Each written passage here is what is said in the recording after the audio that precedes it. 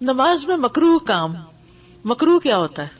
شیخ ابن باز رحمۃ اللہ علیہ سے سوال کیا گیا کہ بعض احادیث میں آیا ہے کہ آپ صلی اللہ علیہ وسلم نے اعمال میں سے اس طرح کے عمل کرنے سے منع فرمایا، اس منع کرنے کا مطلب اس کام کا حرام ہونا ہے یا اس نہیں سے مراد کراہیت اور ناپسندیدگی ہے؟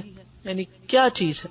ابن باز نے جواب دیا کہ اصل قاعدہ یہ ہے کہ ممانعت تحریم کے لیے ہوتی ہے، یعنی بنیادی طور پر ممانعت کس کے لیے ہوتی ہے کہ یہ کام حرام ہے، نہیں کرنا، کیونکہ نبی صلی اللہ علیہ وسلم نے فرمایا میں تمہیں جس چیز سے منع کر دوں اس سے بچ جاؤ۔ اس کو تحریم کے حکم سے نکال کر کراہت پر محمول نہیں کیا جائے گا مگر صرف کسی دلیل کی بنا پر جو اس پر دلالت کرتی ہو۔ عبادات میں امر و نہی کا قاعدہ۔ شیخ ابن عثیمین کہتے ہیں کہ اوامر کو یعنی کرنے کا حکم جس کو ہوتا ہے نا امر، دو اقسام میں تقسیم کیا جاتا ہے۔ Number 1 تعبدی اوامر، number 2 تادیبی اوامر۔ تعبدی وہ جن میں عبادت کا ارادہ کیا جائے اور وہ وجوب کے لیے ہوتے ہیں، اور تادیبی وہ احکامات جو آداب اور مکارم اخلاق سے تعلق رکھتے ہیں، تادیبی ادب سے اور تعبدی عبادت سے۔ جن احکام میں عبادت کا ارادہ کیا جائے وہ وجوب کے لیے ہوتے ہیں، لازم ہوتے ہیں، کیونکہ اللہ تعالیٰ نے ہمیں ان کا حکم دیا ہے، جیسے وَاعْبُدُوا اللَّهَ اقیموا الصَّلَاةَ۔ ان احکامات کو اپنے لیے پسند کیا ہے کہ ہم ان احکام کے ذریعے سے اس کا قرب حاصل کریں، تو ہم پر واجب ہے کہ اگر وہ حکم ہے تو اس کو بجا لائیں، اگر نہیں ہے تو چھوڑ دیں۔ یعنی اللہ نے جو حکم دیا یا ایھا الذین آمنوا کہہ کے، وہ کس لیے حکم دیا؟ کرنے کے لیے حکم دیا ہے، تو اس کو کرنا چاہیے۔ آداب و اخلاق میں امر و نہی کا قاعدہ کیا ہے؟ لیکن اگر وہ احکام آداب اور اخلاق حسنہ سے تعلق رکھتے ہوں اور ان کے اور اللہ عز و جل کے درمیان قرب حاصل کرنے کا کوئی تعلق نہ ہو تو ان میں جو حکم دیا گیا ہے وہ مستحب ہے، جس سے منع کیا گیا ہو وہ کراہت کے کام کے لیے ہوگا، حرام نہیں ہوگا۔ یعنی مثلا مینرز سے متعلق کوئی چیز ہے، کوئی ادب بتائیے جو ہمارے دین نے ادب سکھایا ہو۔ جیسے آپ کھجور کھا رہے ہیں کھانے کے لیے تو آپ کیا کریں؟ 1 اٹھائیں، لیکن اگر کسی نے 2 اٹھا لی تو وہ ادب کے خلاف ہے، اس نے ایک ناپسندیدہ کام کیا ہے لیکن حرام کام نہیں کیا، ٹھیک ہے۔ پانی پینے کا ادب کیا ہے؟ 3 گھونٹ سے پیو، لیکن اگر کسی کو یاد ہی نہیں رہا اور وہ ایک میں ہی ختم ہو گیا، تھوڑا سا پانی تھا اس نے ایک ہی دفعہ میں پی لیا، ایک ہی سانس میں پی لیا، تو یہ حرام نہیں کام کیا اس نے، ٹھیک ہے۔ دوران نماز مکروہ کام، ادھر ادھر دیکھنا، یہ مکروہ ہے، حرام نہیں ہے لیکن کیا ہے؟ مکروہ ہے، کیونکہ یہ نماز کے آداب میں سے، یہ سجدہ یا رکوع یا قیام نہیں ہے۔ اگر کسی نے قیام نہیں کیا تو نماز نہیں، ٹھیک ہے۔ وہ یہ نہیں کہ اس نے مکروہ کام کیا۔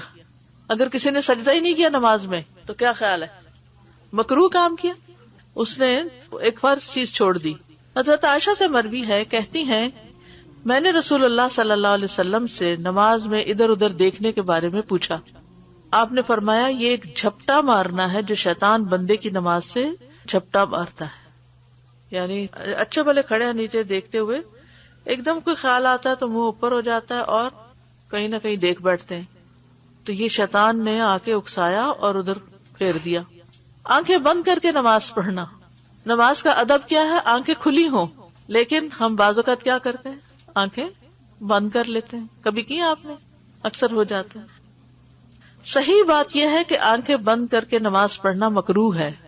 پھر دیکھیں ہماری نمازیں کیا ہیں، کتنی پسندیدہ نمازیں ہوگی، نماز میں دیکھ رہے ہیں ادھر ادھر یا سجدے کی جگہ پہ نہیں دیکھ رہے اور آنکھیں بھی بند کی ہوئی ہیں، تو وہ اپنی مرضی کی نماز پڑھ رہے ہیں نا پھر ہم، کیونکہ یہ مجوسیوں کے عمل کے مشابہ ہے کہ جب وہ آگ کی عبادت کرتے تو اپنی آنکھیں بند کر لیتے، ہو سکتا ہے دھوئیں کی وجہ سے کر لیتے ہوں گے یا چمک زیادہ کی وجہ سے۔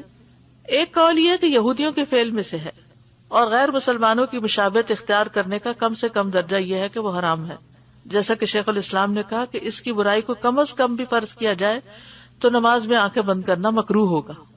ہاں اگر کوئی ایسی وجہ ہو کہ آنکھیں کھلی رکھنے سے ارد و گرد کی چیزیں مشغول کر دیں تو نمازی اس وقت اس خرابی سے بچنے کے لیے آنکھیں بند کر سکتا ہے۔ جیسے مثلاً آپ ایسی جائے نماز پہ کھڑے ہوئے جہاں شیر اور چیتے بننا شروع ہو گئے تصویروں میں، اس کے ڈیزائن میں، یا کوئی ڈانس کرتا ہوا نظر آ رہا ہے، تو پھر آپ سجدے کی طرف دیکھتے ہوئے آپ کیا کریں، اپنی نگاہیں جھکا لیں. جیسے کوئی بھی ناپسندیدہ چیز دیکھ کے انسان نگاہیں جھکا لیتا ہے یا بند کر لیتا ہے تو وہ پھر اسی زمرے میں آئے گا. لیکن اصل اصول کیا ہے کہ آنکھیں کھلی ہوں، نگاہیں سجدے کی جگہ پر ہوں. تو یہ ہے ایک مکروہ کام. نمبر 1 ادھر ادھر دیکھنا. نمبر 2 آنکھیں بند کر کے نماز پڑھنا. نمبر 3 قبلے کی جانب یا دائیں جانب تھوکنا. عبداللہ بن عمر سے روایت ہے، انہوں نے کہا کہ رسول اللہ صلی اللہ علیہ وسلم کو مسجد میں قبلے کی طرف دیوار پر بلغم نظر آیا، اس حال میں کہ آپ لوگوں کو نماز پڑھا رہے تھے. آپ صلی اللہ علیہ وسلم نے اسے خرش دیا، پھر نماز سے فارغ ہو کر فرمایا، جب تم میں سے کوئی شخص نماز پڑھ رہا ہوتا ہے تو اللہ اس کے چہرے کی طرف ہوتا ہے، لہٰذا کسی کو نماز کے دوران اپنے سامنے کی طرف نہیں تھوکنا چاہیے. یہ بھی مینرز کے خلاف ہے نا. پہلو پر ہاتھ رکھنا. پہلو کون سا ہے؟ جسے ہک نہیں کہتے، ایسے یہاں سائڈ.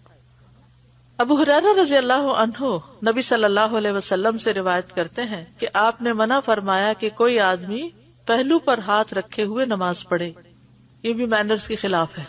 زیاد بن صبیح حنفی کہتے ہیں کہ میں نے ابن عمر کے پہلو میں کھڑے ہو کر نماز پڑھی، اس دوران میں نے اپنے ہاتھ اپنے پہلو کوکھ پر رکھ لیے.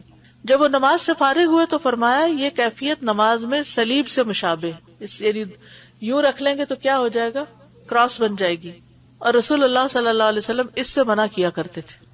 دوران نماز بائیں ہاتھ سے زمین پر سہارا لے کر بیٹھنا، یعنی اتحیات پڑھ رہے ہیں اور ہاتھ گھٹنوں پہ رکھنے کی بجائے، ران پہ رکھنے کی بجائے آپ نے کہاں رکھا ہوا ہے، زمین پہ رکھ کے ٹیکا ہوا اور اس پہ بیٹھے ہوئے. ابن عمر رضی اللہ عنہ نے ایک شخص کو دیکھا کہ وہ نماز میں بیٹھے ہوئے اپنے بائیں ہاتھ کا سہارا لیے ہوئے تھا، یعنی زمین پہ ہاتھ رکھے ہوئے تھا. ہارون بن زید نے کہا وہ اپنی بائیں جانب پر گرا ہوا تھا، یعنی بالکل ادھر. تو یہ بھی ادب کے خلاف ہو گیا، آپ سیدھے اسٹریٹ بیٹھے. تو ابن عمر نے اس سے کہا، ایسے مت بیٹھو، اس طرح وہ لوگ بیٹھتے ہیں جنہیں عذاب دیا جائے گا. یہ بیٹھنا ناپسندیدہ ہے.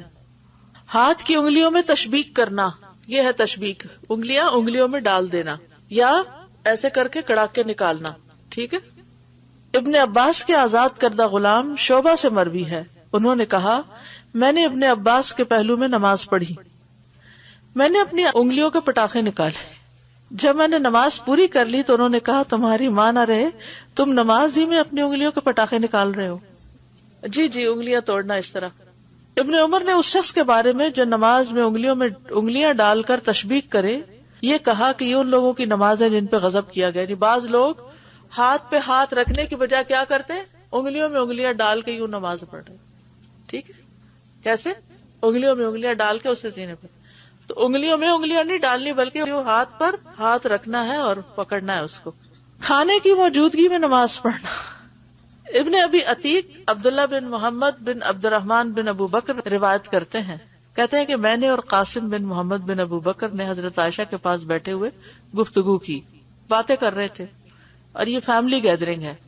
آپ دیکھ رہے ہیں ایک حضرت ابو بکر رضی اللہ عنہ کے پوتے کے بیٹے ہیں. ٹھیک ہے. یہ آپ دیکھ رہے ہیں عبداللہ بن محمد بن عبد الرحمن بیٹے ہیں، ان کے بیٹے ہیں پھر محمد اور ان کے بیٹے عبداللہ. ٹھیک ہے. اور یہ جو ہیں قاسم بن محمد بن ابو بکر، یہ کیا ہے، پوتے. ٹھیک ہے. قاسم زبان کی شدید غلطیاں کرنے والے انسان تھے. وہ ایک کنیز کے بیٹے تھے. ایران سے جو آئی تھی نا کنیزیں، تو ان میں سے ایک ان کو ملی تھی، ان کے بیٹے کو. کس طرح کی یا بیٹیاں تھیں یا کچھ ایسے، یعنی شاہی خاندان کی خواتین تھی. حضرت عائشہ رضی اللہ عنہا نے اس سے کہا، کیا بات ہے، تم میرے اس بھتیجے کی طرح گفتگو کیوں نہیں کرتے؟ کیونکہ وہ عرب نہیں تھی ماں، تو بچہ جو ہے وہ ماں سے مادری زبان سیکھتا ہے. تو وہ عربی جو تھی وہ خالص نہیں تھی، تو وہ زبان میں غلطیاں کرتے تھے، جیسے ہمارے بچے اردو بولتے ہیں. پھر وہ کہنے لگی، ہاں میں جانتی ہوں تم میں یہ بات کہاں سے آئی ہے، یعنی کس وجہ سے تم ایسا بولتے ہو. اس کو اس کی ماں نے ادب سکھایا اور تمہیں تمہاری ماں نے سکھایا. کہتے ہیں اس پر قاسم ناراض ہو گئے اور ان کے خلاف دل میں غصہ آ گیا، کیونکہ ان کی ماں کی بات تھی نا. پھر جب انہوں نے حضرت عائشہ کا دسترخوان آتے دیکھا تو اٹھ کھڑے ہوئے کہ میں کھانا نہیں کھاؤں گا. حضرت عائشہ نے پوچھا، کہاں جاتے ہو؟ انہوں نے کہا میں نماز پڑھنے لگا ہوں. حضرت عائشہ نے کہا بیٹھ جاؤ. انہوں نے کہا میں نے نماز پڑھنی ہے. حضرت عائشہ نے کہا بیٹھ جاؤ دھوکے باز، میں نے رسول اللہ صلی اللہ علیہ وسلم کو فرماتے ہوئے سنا ہے، کھانا سامنے آ جائے تو نماز نہیں. کھانا سامنے آ جائے تو نماز نہیں، یعنی وہ بہانہ کر رہے تھے ایک طرح سے جی، اور وہ سمجھ گئی. اور نہ وہ نماز پڑھے جس پر پیشاب پخانہ کی ضرورت غالب آ رہی ہو. یہ دونوں چیزیں توجہ بانٹنے والی ہیں. اس حدیث میں اس بات کا بیان ہے کہ جب ایسا کھانا موجود ہو جسے وہ کھانا چاہتا ہے تو اس وقت نماز پڑھنا مکروہ ہے، کیونکہ اس طرح سے اس کا دل کھانے کی طرف ہی مشغول رہے گا اور نماز میں مکمل خشوع ختم ہو جائے گا. رفع حاجت محسوس ہونے کی حالت میں نماز پڑھنا. سنن نبی داؤد کی روایت ہے، ابو ہریرہ رضی اللہ عنہ نبی صلی اللہ علیہ وسلم سے روایت کرتے ہیں کہ آپ صلی اللہ علیہ وسلم نے فرمایا، جو شخص اللہ اور آخرت کے دن پر ایمان رکھتا ہے اس کے لیے حلال نہیں کہ پیشاب پخانہ روکے ہوئے نماز پڑھے حتیٰ کہ فارغ ہو جائے، یعنی جائے فارغ ہو کے دوبارہ وضو کر کے آئے اور نماز مکمل کرے. جو شخص اللہ اور آخرت کے دن پر ایمان رکھتا ہے اس کے لیے حلال نہیں، جائز نہیں یہ بات. کپڑوں اور بالوں کو لپیٹ کر نماز پڑھنا. ابن عباس رضی اللہ عنہما سے مروی ہے کہ وہ نبی صلی اللہ علیہ وسلم سے بیان کرتے ہیں کہ آپ نے فرمایا، ہمیں حکم دیا گیا کہ ہم 7 ہڈیوں پر سجدہ کریں، نیز اس دوران میں اپنے بالوں اور کپڑوں کو نہ سمیٹیں، یعنی توجہ سے نماز پڑھیں. اس وقت بار بار دوپٹہ ٹھیک کرنا یا اور بالوں کو باندھنا یا پیچھے کرنا، ان کو سمیٹنا یہ درست نہیں. ولا تکف ثوبا ولا شعرا کے 2 معنی ہیں. نمبر 1، سجدہ کرتے وقت کپڑے اور بالوں کو اوپر نہ اٹھانا، یعنی جب سجدہ کریں گے اور اگر بال کھلے ہیں، جو لوگ بال باندھتے نہیں، شارٹ ہیئرز ہیں، تو وہ کیا ہوگا، سجدے میں کہاں چلے جائیں گے، نیچے آ جائیں گے. آپ صلی اللہ علیہ وسلم کا یہ فرمان، ولا نکف شعرا ولا ثوبا، یعنی نماز میں ہم انہیں اوپر نہ اٹھائیں بلکہ انہیں چھوڑ دیا جائے یہاں تک کہ کپڑوں کو بھی وہ جگہ لگے جو سجدوں کے مقامات کو لگتی ہے، یعنی دوپٹہ وغیرہ یا جو بھی ہے، سکارف ہے تو وہ بھی سجدے کی جگہ کو چھو جائے. اس وقت سکارف کو اس طرح نہیں لپیٹیں کہ وہ بالکل ہی جسم کے ساتھ چمٹ جائے. انسان اپنے بالوں کو نہ سمیٹے، اگر اس کے بال نیچے لٹک رہے ہوں تو سجدہ کرنے کی وجہ سے انہیں جمع نہ کرے بلکہ انہیں اپنے ساتھ سجدہ کرنے دے. اس کا یہ مطلب نہیں کہ وہ سکارف سے باہر نکل کے نظر آنے لگے، تو مطلب یہ کہ اگر جیسے چھوٹے ہیں آگے آتے ہیں تو آگے آ جاتے ہیں، پیچھے جاتے تو پیچھے آ جاتے ہیں، مگر اندر ڈھکے ہوئے ہیں تو ان کو نماز میں باندھ کے نماز پڑھنے کی ضرورت نہیں. کٹے ہوئے بال ہو جن کو، ان کو نماز میں باندھنے کی ضرورت نہیں، ویسے ہی پڑھ لیں، بس ڈھکے ہوئے ہوں. اسی طرح زمین سے کپڑا نہیں اٹھائے گا یہاں تک کہ وہ سجدہ کرے، بلکہ اس کو چاہیے کہ کپڑوں کو چھوڑ دے، اسی حالت میں نماز ادا کرے اور بالوں اور کپڑوں کو نہ سمیٹے. یعنی ہم ان کو بکھرنے سے ہی نہ سمیٹے نہ اکٹھا کریں گے. اس سے مراد یہ ہے کہ رکوع اور سجدہ کرتے وقت دونوں ہاتھوں سے کپڑے کو اکٹھا کرنا تاکہ وہ زمین پہ نہ لگے، یہ منع ہے. ان کو دوہرا نہ کرنا. کیسے دوہرا کرنا؟ جیسے بعض لوگ کھڑے ہیں نا تو کھڑے کھڑے ساتھ کپڑا دوہرا کرنے لگتے ہیں، موڑنے لگتے ہیں، یہ بھی منع ہے مردوں کو خاص طور پر. جیسے نماز پڑھے، گرمی لگ رہی تو وہ کیا کرے مرد، عورتوں کے لیے تو ویسے بازو ننگا کرنا جائز نہیں، تو نماز میں ہی پیچھے فولڈ کرنا شروع کر دیتی، درست نہیں. جب اللجنہ دائمہ سے نماز میں کف یعنی فولڈ کرنے کو کپڑے سمیٹنے کی ممانعت میں شمار کیا جائے، اس بارے میں پوچھا گیا اگر یہ کپڑے سمیٹنے کی ممانعت میں ہے تو کیا اس کا حکم مختلف ہوگا، اور اگر میں نماز کی حالت میں یہ شامل ہوا اور میرے کپڑے نماز میں داخل ہونے سے پہلے ہی سمٹے ہوئے ہوں، یعنی میں نے کپڑے کو اوپر اٹھانا نماز کے دوران نہیں کیا بلکہ پہلے کیا، تو کیا دونوں حالتیں برابر ہیں؟ انہوں نے جواب دیا، کف اس طرح سے سمیٹنا کہ انہیں جمع کیا جائے یا فولڈ کیا جائے جائز نہیں، یعنی فولڈڈ بازوں سے نماز نہ پڑھیں، اس وجہ سے کہ سجدہ کرتے وقت زمین پہ نہ لگے. یہ نماز کے دوران بھی منع ہے اور نہ ہی یہ نماز سے پہلے جائز ہے کہ فولڈ کر کے نماز میں شریک کو لگنے دیں کپڑے کو نیچے، یعنی فولڈ کر کے پھر نماز شروع کرے کہ نیچے نہ لگ جائے، تو یہ درست نہیں. کئی لوگوں کو میں نے دیکھا کہ وہ کوٹ کے اندر سارا وہ سکارف وغیرہ ڈال لیتے اور صرف سر پہ ہوتا ہے ان کے سکارف اور کہیں نہیں لگا ہوتا. کیوں؟ کیونکہ وہ بار بار لگ رہا ہے زمین پہ تو وہ لپیٹ. تو ایسے نہیں ہونا چاہیے، کندھوں تک سکارف ہونا چاہیے. بالوں اور کپڑوں کو دوہرا کرنے کی کراہت. زکریہ انصاری نے کہا کہ نمازی کے لیے بالوں اور کپڑوں کو سجدے میں جمع کرنا مکروہ ہے، سجدے کے علاوہ بھی بلا وجہ جمع کرنا بھی درست نہیں. اسی میں یہ چیز داخل ہے کہ وہ اپنے کپڑے کو پنڈلیوں سے اٹھائے یا اپنے کف دورے کرے. اس نہیں کی حکمت یہ ہے کہ کپڑے اور بال بھی اس کے ساتھ سجدہ کرے. یعنی مردوں کے لیے نا ٹخنے ننگے ہوں، اب اگر کسی کا پینٹ ڈھیلا ہے تو وہ نیچے ہو گیا، پھر بار بار وہ اونچا کر رہا ہے، پھر وہ نیچے ہو رہا ہے، پھر اونچا کر رہا ہے، تو اس طرح کے ایکشن جو ہے نماز کے دوران مناسب نہیں، ادب کے خلاف ہے. زرکشری نے کہا کہ بالوں کو سمیٹنے کی ممانعت کو مردوں کے ساتھ خاص کرنا چاہیے. جہاں تک عورت کا معاملہ ہے تو اس کو مینڈیاں کھولنے میں مشقت ہے اور یہ حسن کو اختیار کرنے کی حالت کے مخالف ہے. یعنی اگر چٹیا کی ہوئی ہے یا مینڈیا تو وہ نہیں کھولنی ہے اس کو، لیکن اگر کھلے بال ہیں تو ٹھیک ہے۔ جوڑے میں نماز پڑھنا، عبداللہ بن عباس سے مروی ہے کہ انہوں نے عبداللہ بن حارث کو سر کے پیچھے جوڑا باندھے نماز پڑھتے دیکھا تو وہ ان کو کھولنے کھڑے ہو گئے۔ جب وہ نماز سے فارغ ہوئے تو ابن عباس کی طرف متوجہ ہوئے اور کہا تم نے میرا سر کیوں چھیڑا؟ تو ابن عباس نے فرمایا کیونکہ میں نے رسول اللہ صلی اللہ علیہ وسلم کو فرماتے ہوئے سنا، بالوں کا جوڑا بنا لینا اس کی مثال ایسے ہے جیسے کوئی نماز پڑھے اور اس کے ہاتھ پیچھے بندھے ہوئے ہوں۔ پیچھے کیسے بندھے ہوں گے؟ یعنی یوں کر کے نماز پڑھ رہا ہے، تو ایسے ہی بال بھی پیچھے باندھ کے ان کو جوڑا بنا لینا درست نہیں۔ سعید بن ابی سعید مقبری اپنے والد سے بیان کرتے ہیں، انہوں نے نبی صلی اللہ علیہ وسلم کے آزاد کردہ غلام ابو رافع کو دیکھا کہ وہ حسن بن علی کے پاس سے گزرے جبکہ وہ نماز پڑھ رہے تھے، اور انہوں نے اپنی گدی میں اپنے بالوں کی چوٹی گھسا رکھی تھی۔ بالوں کی چوٹی جو تھی وہ گدی میں کیسے گھساتے ہیں؟ لپیٹ کے اس کے اندر ڈال دینا۔ بس ابو رافع نے ان کے بال کھول دیے۔ حسن نے غصے سے ان کی طرف دیکھا تو ابو رافع نے کہا اپنی نماز پڑھیے اور ناراض مت ہوئیے، بلا شبہ میں نے رسول اللہ صلی اللہ علیہ وسلم سے سنا ہے کہ جوڑے کا یہ مقام شیطان کی بیٹھک ہے، یعنی بال اونچے کر کے باندھ لے انسان یا ایک جوڑا بنا کے تو شیطان کے بیٹھنے کی جگہ ہے۔ ویسے بھی بہت متوجہ کرتا ہے نا انسان دوسرے کو، یعنی جس کے بال ایک سر ہو پھر سر کے اوپر ایک اور چیز اونچی کر کے باندھی بھی ہو تو خواہ مخواہ لوگ اس کی طرف متوجہ ہوتے ہیں۔ مرد کا چہرہ ڈھانپ کر نماز پڑھنا، ابو ہریرہ سے روایت ہے انہوں نے کہا رسول اللہ صلی اللہ علیہ وسلم نے اس بات سے منع فرمایا کہ آدمی نماز کے دوران اپنا منہ ڈھانک لے۔ نقش و نگار میں کھو جانا، حضرت عائشہ سے مروی ہے کہ رسول اللہ صلی اللہ علیہ وسلم نے ایک دھاری دار منقش چادر میں نماز پڑھی، پھر فرمایا مجھے اس کے نقش و نگار نے اپنی طرف متوجہ رکھا، اسے ابو جہم کے پاس لے جاؤ اور میرے لیے اس کی انبجانی چادر لے آؤ، یعنی جو بغیر نقش و نگار کے ہو۔ نفس سے باتیں کرنا، وسوسوں اور خیالوں میں رہنا، رسول اللہ صلی اللہ علیہ وسلم نے فرمایا جب کوئی شخص نماز پڑھتا ہے در حقیقت وہ اپنے رب تبارک و تعالیٰ سے مناجات کرتا ہے، چنانچہ اسے معلوم ہونا چاہیے کہ وہ اپنے رب سے کیا مناجات کرے، کیا بات کہہ رہا ہے، یہ پتا ہونا چاہیے کہ کیا بول رہے ہو۔ استاذہ یہ جو کہا گیا ہے کہ جوڑے میں نماز پڑھنے سے منع کیا گیا، کیا یہ خواتین کے لیے بھی ہے یا خالی مرد حضرات کے لیے؟ مردوں کے لیے تو لازمی طور پر ہے، لیکن خواتین کے لیے بھی پسندیدہ نہیں ہے، کیونکہ اس سے وہ جو ایک خشوع و خضوع کی کیفیت ہے، یہ ایک ہمبلنس کی کیفیت ہے، وہ نہیں آتی۔ اور اگر باندھے ہوئے بھی ہو نا بال تو نیچے کر لیں، اوپر اٹھا ہوا نہیں ہونا چاہیے، اوپر اٹھانے کی ممانعت ہے۔ جی استاذہ، نماز کے بعد جو انگلیاں بجاتے ہیں ان کو سلام پھیرنے کے بعد اس کی مانیت ہے؟ مسلح پہ منع ہے، اٹھ جائے تو پھر اور بات۔ اچھا مسلح پہ منع ہے، کیونکہ میں کہتی اپنے بیٹے سے تو وہ کہتا نہیں ایسا نہیں ہے، لیکن میں نے اس کے لیے مسلح پہ بیٹھے ہوئے وضو کیا ہوا ہے، مسلح پہ بیٹھ کے خطبے کے دوران یا نماز کے دوران نہیں کرنا چاہیے، جب وہاں سے اٹھ گیا تو پھر نہیں، ہاں نہیں، سلام کے بعد فوراً۔ ادب یہ سارے مینرز کے خلاف ہیں یہ سب بات۔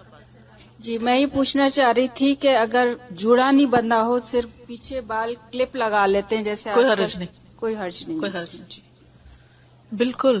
یعنی یہ وہ مینرز ہیں جو ہم عام طور پہ گھروں میں بچوں کو سکھاتے ہیں کہ بڑوں کے سامنے ایسا نہیں کرتے، تو پھر اللہ سبحانہ وتعالیٰ تو سب سے بڑے ہیں، جہاں اللہ اکبر کہہ کے ہم کھڑے ہوئے نماز میں تو پھر کیسے وہ یہ سب کام کر سکتے ہیں۔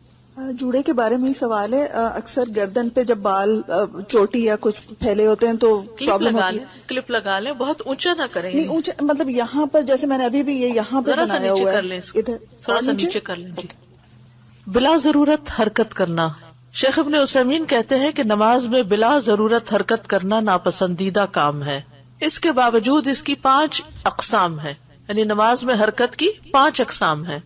پہلی قسم حرکت واجبہ، ضروری حرکت، مثلا آپ ہاتھ اٹھاتے ہیں، رکوع میں جاتے ہیں، سجدہ کرتے ہیں، اس کے بغیر نماز ہی نہیں ہوتی۔ دوسری قسم کی حرکت محرمہ، حرام حرکت جس سے نماز باطل ہو جاتی۔ تیسری قسم حرکت مکروہہ، مکروہ حرکت۔ چوتھی قسم حرکت مستحبہ، مستحب حرکت۔ پانچویں قسم حرکت مباحہ، مباح حرکت، جائز حرکت۔ تو سب سے پہلی قسم ہے واجب حرکت کی، لازم۔ جہاں تک واجب حرکت کا تعلق ہے تو اس سے مراد وہ حرکت ہے جس پر نماز کی صحت کا دار و مدار ہے۔ مثال کے طور پر وہ اپنے رومال میں نجاست دیکھتا ہے تو اس کو ختم کرنے کے لیے اس کا حرکت کرنا ضروری ہے۔ اسی طرح وہ اپنا رومال اتار دے، اس کی وجہ یہ ہے کہ نبی صلی اللہ علیہ وسلم ایک دفعہ لوگوں کو نماز پڑھا رہے تھے کہ آپ کے پاس جبریل علیہ السلام آئے. انہوں نے آپ کو بتایا کہ آپ کے جوتوں میں نجاست ہے، تو آپ نے نماز کے دوران ہی انہیں اتار دیا اور نماز جاری رکھی. تو یہ حرکت واجب ہے. مثلا نمازی کو کوئی بتائے کہ اس کا رخ قبلہ کی طرف نہیں، تو اس کے لیے قبلہ رخ ہونے کے لیے حرکت کرنا واجب ہے. نمبر 2، حرام حرکت. جہاں تک حرام حرکت کا تعلق ہے تو وہ بلا ضرورت مسلسل بکثرت حرکت کرنا ہے، فجٹنگ کرنا، ہلتے جلتے رہنا، کیونکہ اس طرح کی حرکت نماز کو باطل کر دیتی ہے، اور جو چیز نماز کو باطل کرتی ہو اس کا کرنا حلال نہیں، کیونکہ یہ اللہ کی آیات کا مذاق اڑانے کے برابر ہے. نمبر 3، مستحب حرکت. جہاں تک مستحب حرکت کا تعلق ہے تو یہ نماز میں کسی مستحب عمل کے لیے حرکت کرنا ہے، جیسا کہ کسی کا صف کو برابر کرنے کے لیے حرکت کرنا. آپ نماز میں کھڑے، اتنے میں ایک شخص کا وضو نہیں رہا، وہ صف سے نکل گیا، اب آپ کیا کریں گے؟ صف کو جوڑیں گے تو حرکت تو کرنی پڑے گی. یا وہ اپنے سامنے والی صف میں جگہ خالی دیکھ کر آگے کی طرف بڑھ جاتا نماز کے اندر ہی، حالانکہ وہ نماز کی حالت میں ہو. یا صف سکڑ جائے تو وہ خالی جگہ کو پر کرنے کے لیے آگے بڑھ جائے، خالی جگہ کو پر کرنے کے لیے آگے بڑھ جائے. یا اسی طرح کی دیگر حرکات جن کی بنا پر نماز میں ایک مستحب عمل واقع ہوتا ہے، کیونکہ یہ حرکت نماز کو مکمل کرنے میں سے ہے. یہی وجہ ہے کہ جب ابن عباس نے نبی صلی اللہ علیہ وسلم کے ساتھ نماز پڑھی اور وہ آپ کے بائیں جانب آ کر کھڑے ہوئے تو آپ نے ان کو سر سے پکڑ کر پیچھے سے اپنی دائیں جانب کھڑا کر دیا. چوتھی ہے مباح حرکت. جہاں تک جائز یا مباح حرکت کا تعلق ہے، یہ ضرورت کے تحت کی جانے والی تھوڑی یا مجبوری کے تحت کی جانے والی زیادہ حرکت ہے. جائز حرکت ضرورت کے تحت جو حرکت کی جاتی ہے، تھوڑی ہو یا مجبوری ہو تو زیادہ بھی ہو سکتی ہے، یعنی اس کی اجازت ہے. اس کی مثال نبی صلی اللہ علیہ وسلم کا وہ فعل ہے جب آپ نماز کی حالت میں ہی امامہ بنت زینب کو اٹھائے ہوئے تھے، جو کہ رسول اللہ صلی اللہ علیہ وسلم کی بیٹی تھی، یعنی آپ کی نواسی تھی. ان کی والدہ کی جانب سے آپ ان کے نانا تھے. آپ صلی اللہ علیہ وسلم جب قیام کی حالت میں ہوتے تو انہیں اٹھا لیتے. کیا کرتے؟ قیام کی حالت میں ان کو اٹھا لیتے، اور جب سجدے میں جاتے تو انہیں اتار دیتے. ایسے ہی جو ماں اپنے بچے کو اٹھا کر نماز پڑھ رہی، اس کا بھی یہی حکم ہے، کیونکہ بعض اوقات رکوع اور سجدہ تو ممکن نہیں نا بچہ اٹھا کر. تو جب قیام کر رہی ہے تو کندھے سے لگا لے اس کو، جب رکوع میں جا رہی ہے تو بچے کو نیچے بٹھا دے، اور سجدے میں جاتے ہوئے بھی. پھر جب اٹھے اور بچہ کھیل میں لگ جائے تو چھوڑ دے، اور اگر پھر وہ رونا شروع کر دے تو پھر اٹھا لے. مجبوری کی بنا پر زیادہ حرکت کرنے کی مثال جنگ کی حالت میں نماز پڑھنا ہے. ٹھیک ہے، جیسے قرآن مجید میں آتا ہے حافظوا علی الصلوات والصلاۃ الوسطی وقوموا للہ قانتین فإن خفتم فرجالا او رکبانا فإذا امنتم فاذکروا اللہ کما علمکم ما لم تکونوا تعلمون.